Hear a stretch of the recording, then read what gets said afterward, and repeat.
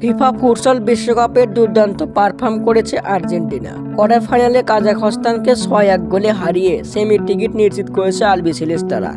মেসিভিন সেমিতে ফ্রান্সের বিপক্ষে চ্যালেঞ্জিং হবে আর্জেন্টিনার। ফুটসল বিশ্বকাপে দুইবার চ্যাম্পিয়ন হচ্ছে আর্জেন্টিনা। তৃতীয় শিরোপা জয়ের সামনে দাঁড়িয়ে আছে স্ক্যালোনির শিষ্যরা।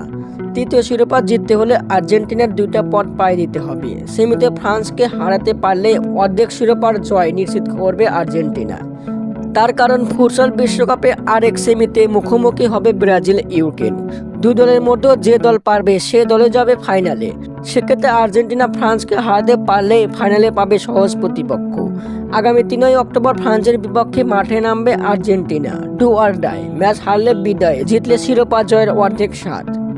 দীর্ঘ 8 বছর পর শিরোপা জয়ের হাতছানি থাকবে আর্জেন্টিনা। তৃতীয় শিরোপা জিততে হলে ফ্রান্সকে হারাতেই হবে। আগামী 6 অক্টোবর ফিফা ফুটসল বিশ্বকাপের ফাইনাল। দর্শক, আপনাদের মতামত কি? ফ্রান্সকে কি হারাতে পারবে আর্জেন্টিনা নাকি পারবে না? কমেন্টের মাধ্যমে জানিয়ে দিন। ধন্যবাদ।